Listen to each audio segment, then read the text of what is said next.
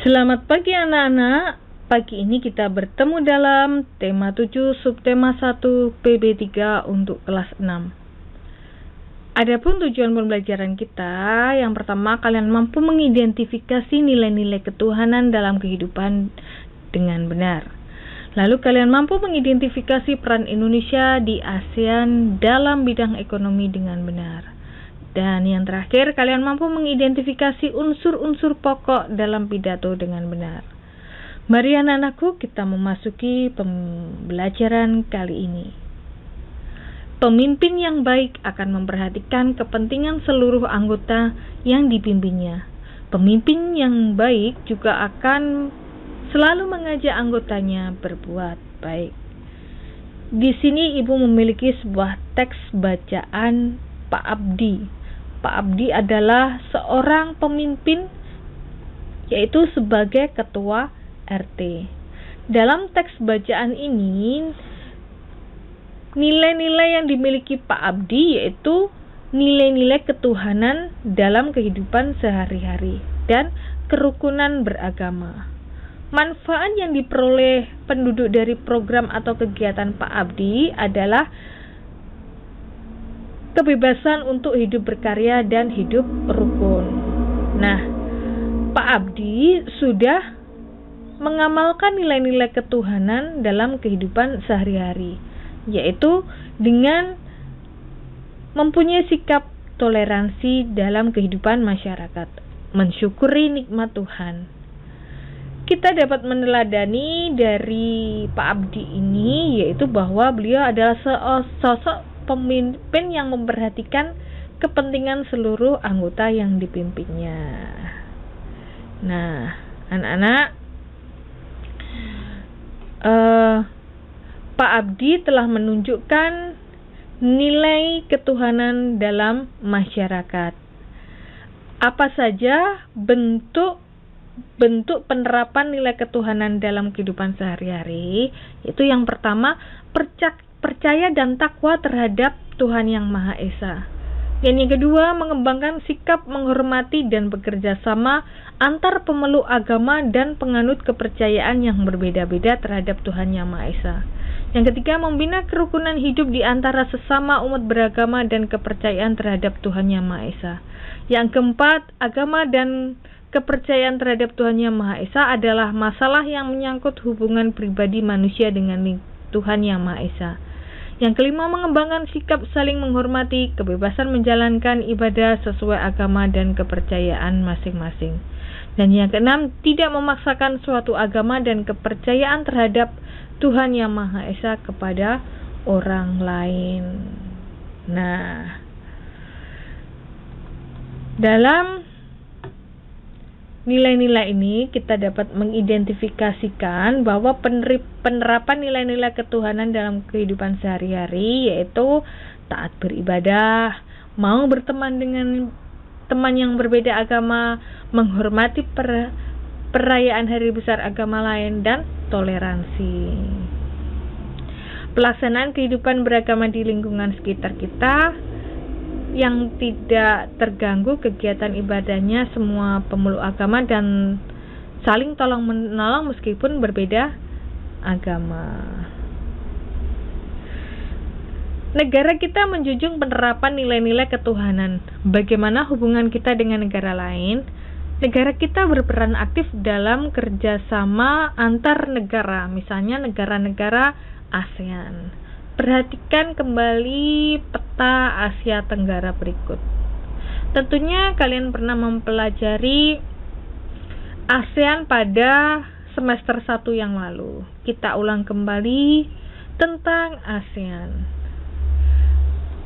Negara yang termasuk dalam Asia Tenggara yaitu ada Indonesia, Malaysia, Filipina, Singapura, Laos, Timur Leste, Thailand, Kamboja, Vietnam, Brunei, dan Myanmar. Sedangkan yang termasuk ASEAN yaitu ada 10 negara, Indonesia, Malaysia, Filipina, Singapura, Laos, Thailand, Kamboja, Vietnam, Brunei, dan Myanmar. Sumber daya yang menjadi keunggulan tiap negara ini berbeda.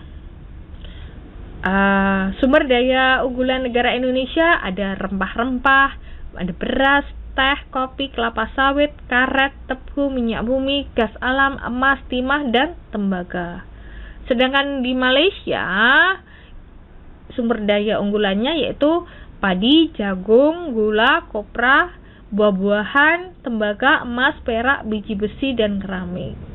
Sedangkan sumber daya Singapura, karena Singapura ini tidak memiliki sumber daya alam yang melimpah dengan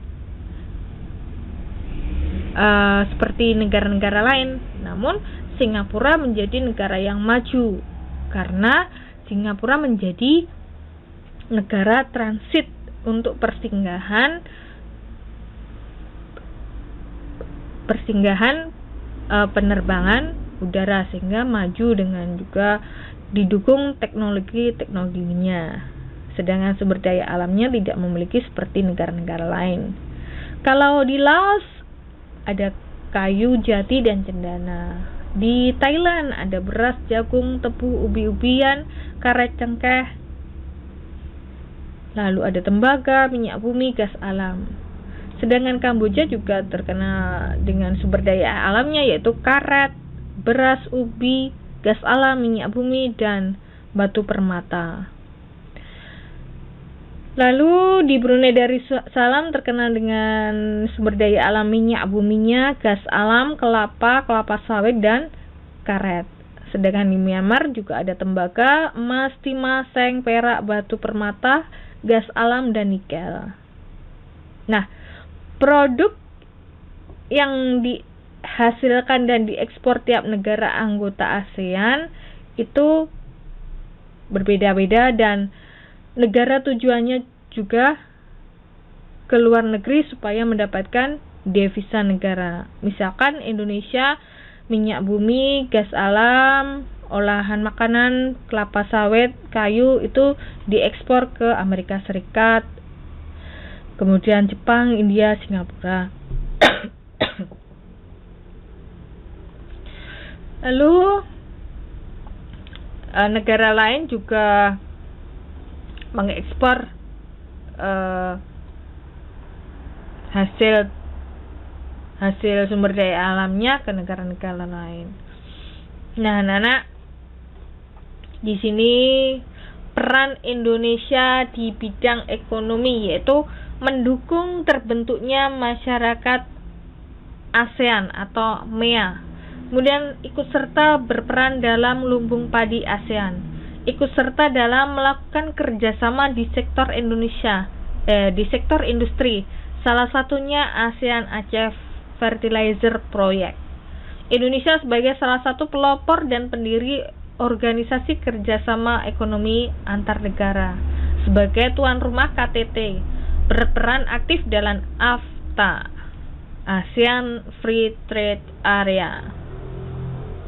Nana, pada pembelajaran sebelumnya kamu telah membaca teks pidato. Pada bacaan Pak Abdi di awal pembelajaran 3 juga terdapat teks pidato. Keseluruhan teks pidato itu memuat hal-hal pokok yang sama. Teks pidato harus memuat hal-hal pokok berikut, yaitu salam pembuka berisi kalimat sapaan, selamat pagi, selamat siang, selamat malam, atau assalamualaikum, atau lain-lain. Kemudian pendahuluan, memaparkan topik permasalahan yang akan dibahas. Lalu inti, berisi pembahasan topik secara lengkap. Kalimat ajakan atau bujukan digunakan untuk mengajak pendengar melakukan kegiatan yang diharapkan. Kemudian penutup, penyampaian rangkuman atau intisari topik yang telah disampaikan. Dan salam penutup berisi ucapan assalamualaikum atau salam yang lain, dan juga seperti terima kasih. Nah, anak-anak, kalian nanti diharapkan dapat mengidentifikasi unsur-unsur pidato dengan baik. Demikian anak-anak penjelasan dari Ibu, semoga bermanfaat. Sampai jumpa.